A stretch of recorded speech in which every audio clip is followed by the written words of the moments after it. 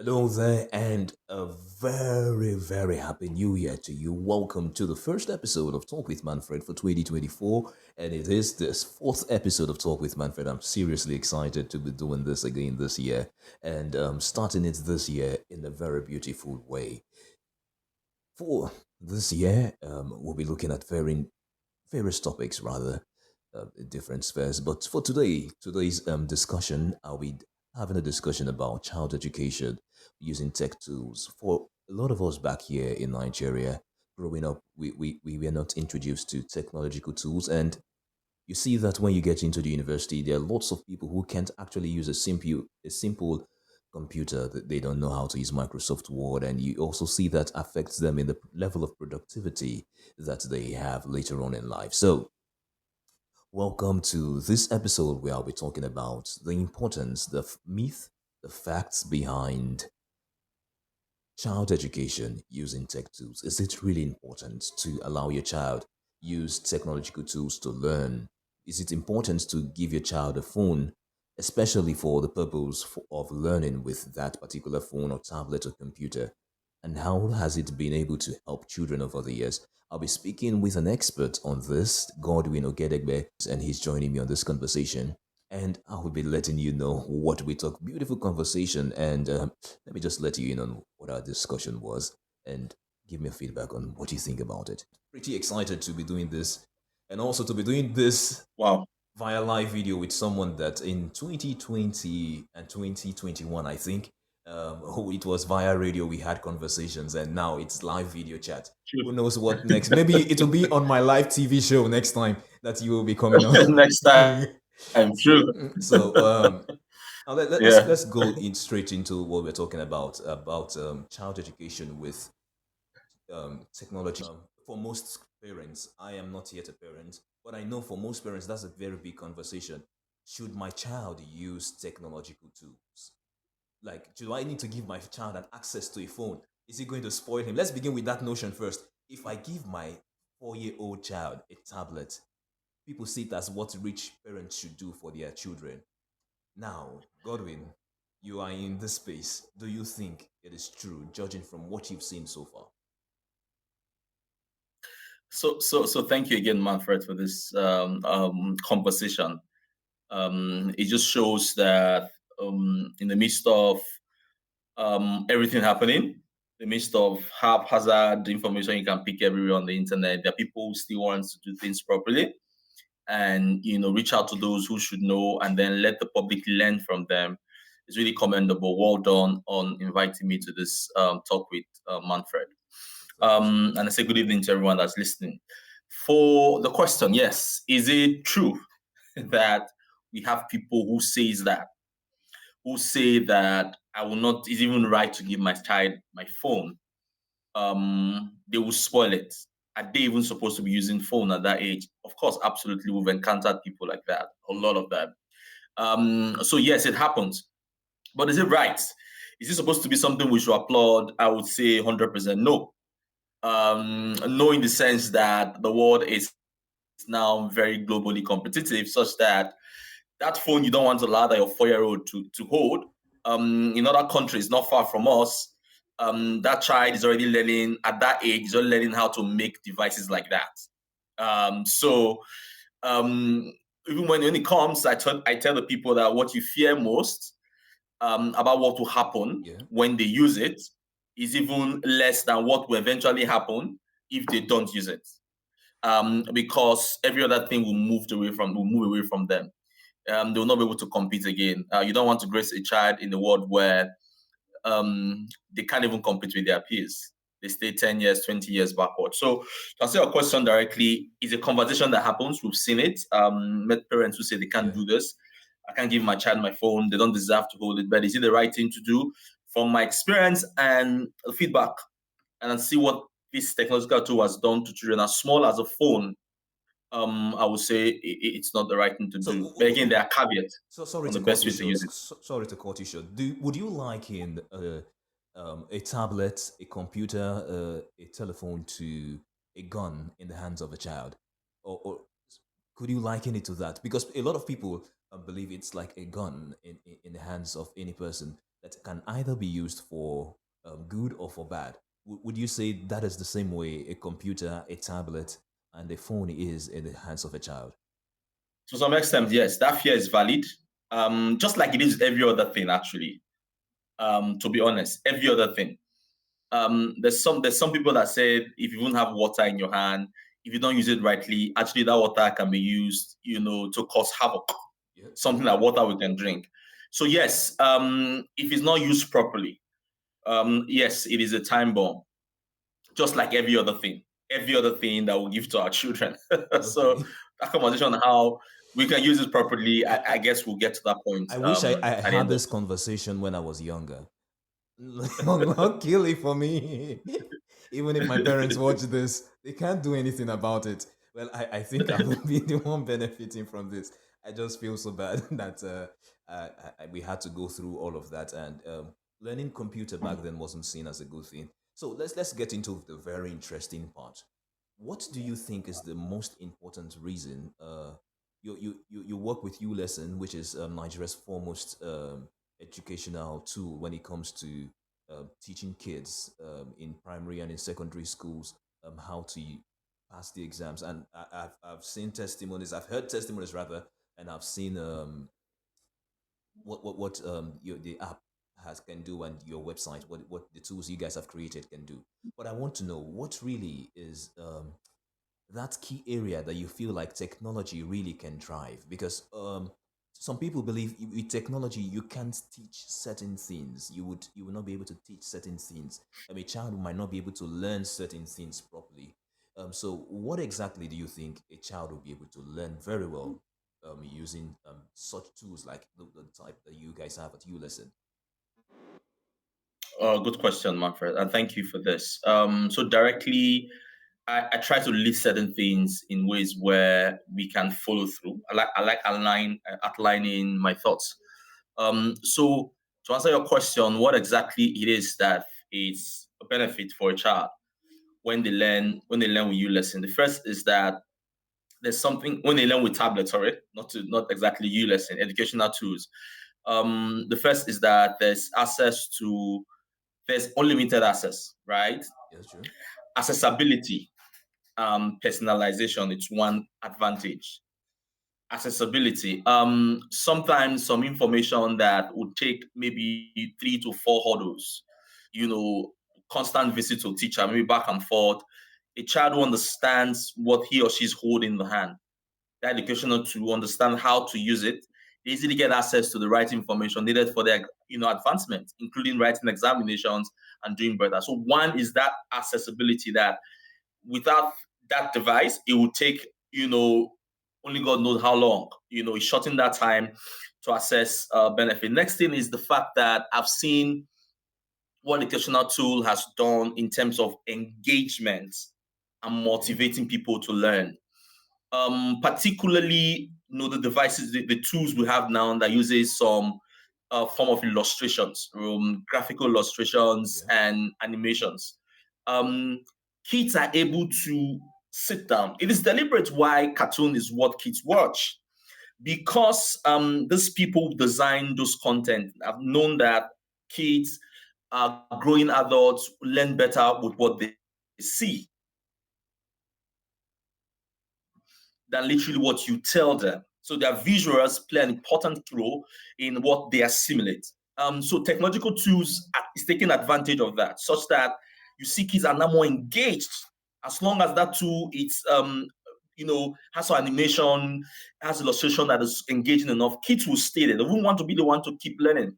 I have 2 children presently at that age that apparently they remind me that I have not given them the tablet to learn because they're looking forward to it. So there's a motivation to learn and engagement of that. Another thing again is that they have access to resources. It also falls in line with the first one, which is accessibility. Resources that Okay. ordinarily you too would have spent money to get.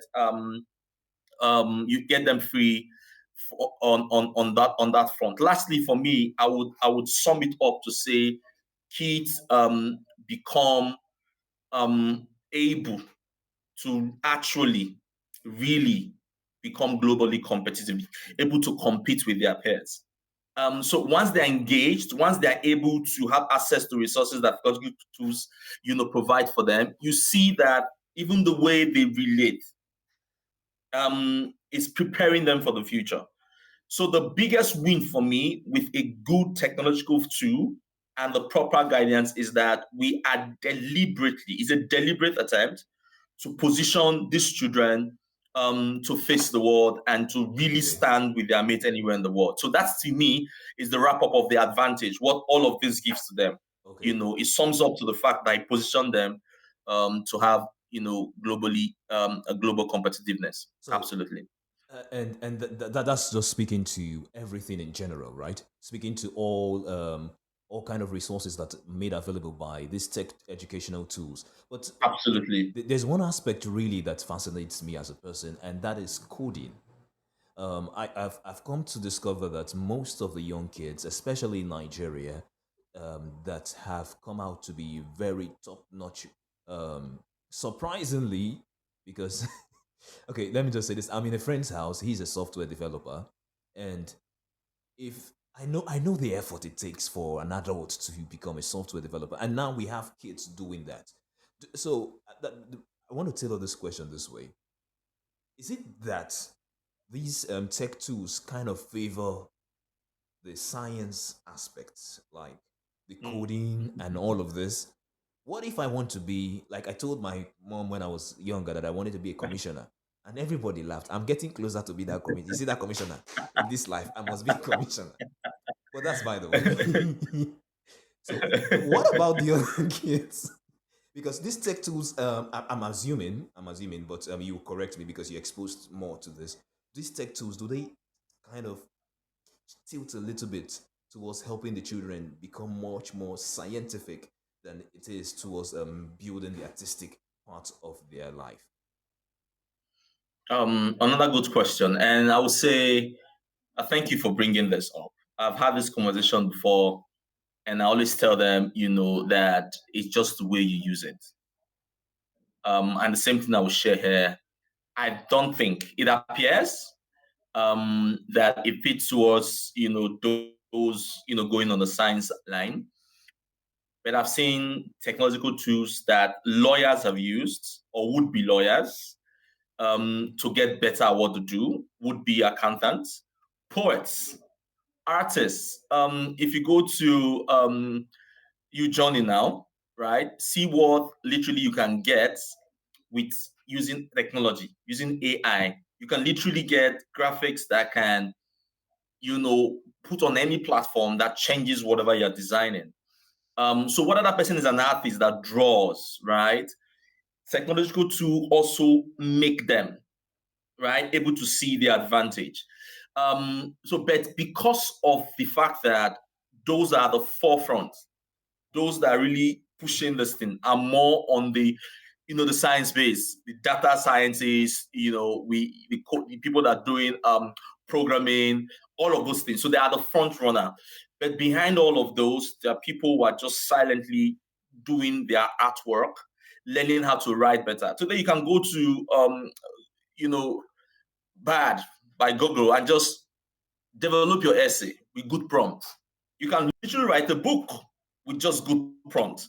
So yeah, it appears to be doing that, but I've seen people who are not science oriented who have taken full Okay. advantage of what technology provides for them to become better at what they do.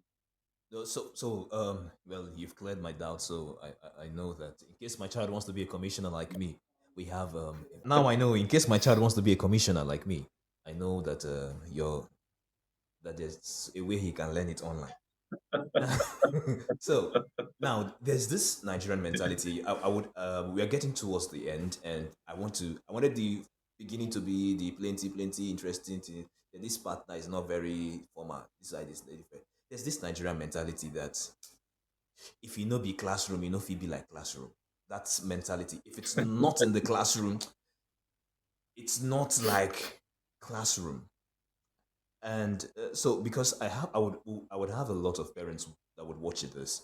So how would you respond to that mentality of if it's not in the classroom, it can't be like the classroom. Like these kids might not get the same quality of education that they are getting if they are not in the classrooms. And I've had to deal with that. I remember why I'm saying this. I remember talking to my one of my aunts about getting a computer for our children. I say, these people they'll destroy it. Though. No, no, no, no. What are they doing? What do you want to learn in the computer? They should learn it in school. Their teacher is good. What do they be? Those people are this inline before you know that they'll be using it and be browsing or nothing. So there's that idea that the school is a more controlled environment. Is a more controlled environment. So how you're in this space. So how do you guys control? Is there some sort of control so that the kid is being able to be immersed in what he's doing and not so much distracted by the same tool? I don't know if you get my question.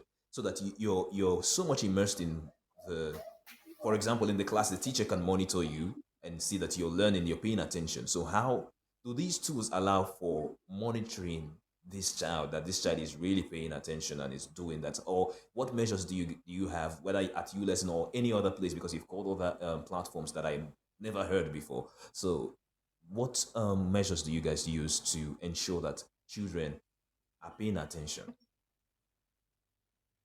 A very, very important question. Thank you very much, Manfred. So to begin with, I would share the sentiment of these parents, right? If it's not in the classroom, it's not the same thing. It used to be like that, but things have changed. So to answer them directly is that if it's not in the classroom, it can also be in the classroom. So these days, kids don't have to be in a classroom to access education. That's the beautiful thing. I think the aim of all of this is to ensure that we're able to access quality education for our children, whether in the classroom or off the classroom. Truth be told, you cannot, technology can never, I keep saying that whenever I go out, talk to people, whether I'm training in school, tutors in school or school owners, I keep telling them this one fact. Technological tool cannot replace a tutor. These are two Okay, distinct lines, interesting. and each of them Okay. have their own. Yeah, yeah, Yes, no, no, yes, go on. It's really yes. interesting. It can't. Why? It can't. I try to. Yes, very good question. Why? Um, because there's this part of psychology, this emotional intelligence that this devices technology doesn't have. If a child is not feeling well, if the child has issues that they are battling with, whether something if their parents told them or something they encounter on the road, if a child is not mentally settled to learn, technology as it is now is not able to detect that. It will just Okay. give you everything and assume that you're following. There's this part of a tutor where you use your emotional intelligence to know that this child is worried or is disturbed. Um, so yes, that's the part. We still need that part. We need the balance. Okay, So so what technology does is to technology and a complement the tutor work. and a physical teacher. Exactly, the Okay. balance of it. That's what I call balanced learning. It has to be balanced. It's not extreme because the weakness of technology is complemented by the human. And then the weakness of a human is complemented by technology. The weakness of the human is that at the stage is one person teaching you, there's certain level they can go. Their brains can carry information.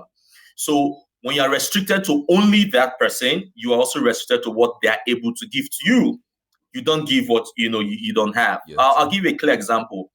So um, before the advent of autopilot, right? Or when you were about to start, people were saying, oh, very soon pilots will be out of jobs because autopilot will be flying our planes and all of those things. But today we've seen that we still have autopilots, we still have, human pilots, but they make the flight safer because they complement their efforts. Yeah, And true. that's why even the most advanced countries today, whether it's US or Australia, they still value their tutors. They still value their teachers. If it will replace tutors, we would have started a long time ago in those places before it comes to Africa. So it cannot. The best way is balanced learning. So what I would tell people who talk about this thing is that it has changed. It's a dynamic world. Actually, our children are moving faster than we are. If we don't go to where they are and learn how they learn, we'll lose them. Yeah. That is why you see what TikTok is doing these days. It's moving because young people are able to express themselves with visuals. They're dynamic people. They create their own content. You just want something that is creative, something that makes them imagine. And that's what technology provides. So if you take that, their strength and their mode of learning, put it and now channel it in a way such that it also improves the academic stance, then you're sure that that child will become the best possible. So I will let you go very soon. I will let you go. But this is a final question. Now, I trust you wouldn't lie to me. You wouldn't lie to me. I trust you so much that you wouldn't lie to me. So tell me, truly, truly, truly, truly, of a truth, it's New Year. Okay. So, would you say, judging from what you've experienced, or also being in the space of child education using tech tools, would you say tech has really been a great improvement to children's learning? Would you say that? And can you give statistics to that as well, if possible? Oh, yes. Absolutely, yes. My answer is yes. Without even thinking about it, a resounding yes, a capital letter yes. And I will share some very important stats from what I have at my disposal and from the space I work. We've seen engagement because we measure these things. That's the beauty of technology. You're able to measure. You are able to assess, able to get feedback because it's data driven. It's data driven. You can take it and say, this is where they were, this is where they are now. So in terms of that part of it, we're able to see how students have improved. There's a school, I want to mention it for, of course, obvious reasons, that before we deploy the school, these tools, we deliberately looked at the performance of, the students. In short, the reason why I came was that the man in charge of the results was worried of how the results was getting bad, and he too was worried for his job. Even the examination officer worried for his job too. So we introduced this educational tool and say, these children are here at this time. Obviously, because every child, learns at their own pace. It's not like they are dull. Yeah. It's not so much about being dull. There's a part where, okay, natural intelligence will play. But because every child has developed a part of learning, they have a certain way they learn. Yes. They don't learn at the same pace. So that is why if you go to a class and you teach, for instance, and you say, do you understand? There's always some people at the front line that will say yes.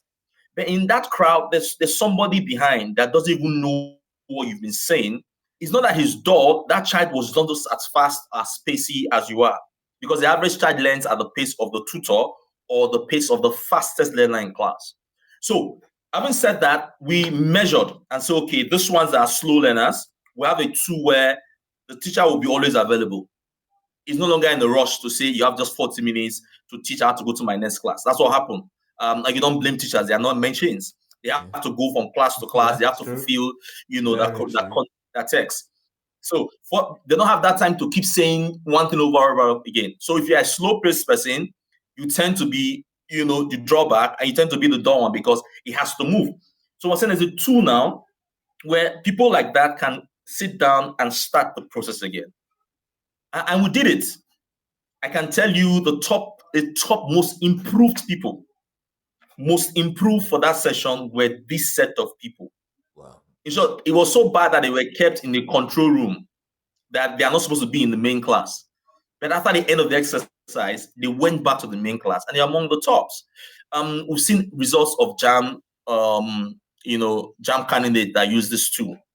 My tool, for instance, I've seen people who showed me results, testimonial, excited parents that this my child, I had this fear because of how he or she did in WAEC. But when I started using this your tool for 1 year, it transformed them. ULesson transformed how they study. So all of those stats here, I can't be start mentioning names, but I've seen people score 360, people score, 2 something in a place where they were very low at what they're doing. So to answer your question, has technology improved the outcomes of children? Oh, yes. Does it have its own side backs? Yes. Is this something we have to throw away totally and say the disadvantages are too much? No. What's the best way forward?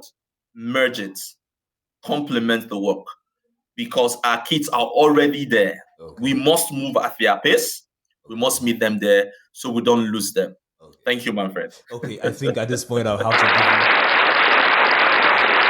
you a resounding applause. I don't know if you heard that, but I give you a round of applause just now. And I it's did, I did, I did. That was yes, nice. I let, heard let, it. let me give you some. You've done so good. And in case you guys ever come up with something that works like this for adults, especially people that want to go and do their masters, in case for people like us that we don't want to go to school again, just people should develop for adult education.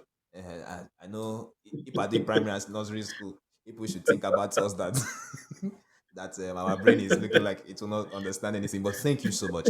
I really appreciate your time, and I hope that some other time I would be having this conversation. Like I said, it started from radio, and that was Sports Supreme talking sports. Now we're talking child education. Who knows what we'll be talking? Maybe we'll be talking Technology. politics the next time. Absolutely. Maybe you'll be interviewing me when I'm president because I have commissioner lineage in my blood. Thank you so much, Godwin. I'm speaking with Godwin Ogedegbe, and we've been talking about the myth and the fact behind child education using tech tools, and he's been able to explain so much about the truth and some of the myth that we carry in our minds. And I think after this conversation, it's well good to say that if you're still skeptical about whether you should train your child using any of these tech tools, you shouldn't be skeptical anymore. Thank you so much, Mr. Godwin. I have to say goodbye to you now. Thank you so much, and Thank you. goodbye. Thank you. And good luck on your political ambition. I'm looking forward to having people like you as commissioners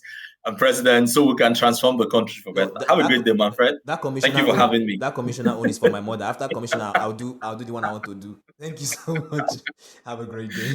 Thank you. Okay, Godwin is gone. It's just me here, and I've learned a lot. I don't have a child. I have cousins. I have nephews, nieces.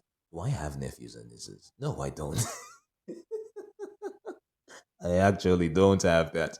I just have cousins and I have other relatives and I have people around me, little kids around me. And this is quite an important information that I'll be passing back to their family and to their parents to know that they need to use technology to incorporate technology into their child's education. And if you're still having a second thought about whether or not a child should use technological tools for the education. I'm sure Godwin has cleared your doubt. He has cleared mine. The only bad thing is that they don't have the ones for adult education, which would have benefited me. But for my unborn children, I think that is what I will be doing for them. And tell me what you think about technological tools. There are so many technological tools that children can use in learning. Godwin just happens to be working with one, and I could be any person. This was not a promotional video for ULesson or anything. I just had to bring someone who is in the system to talk about it. Maybe I should have a conversation with the parent. Let me know your feedback. And the next episode is going to still be awesome. More conversations about different things.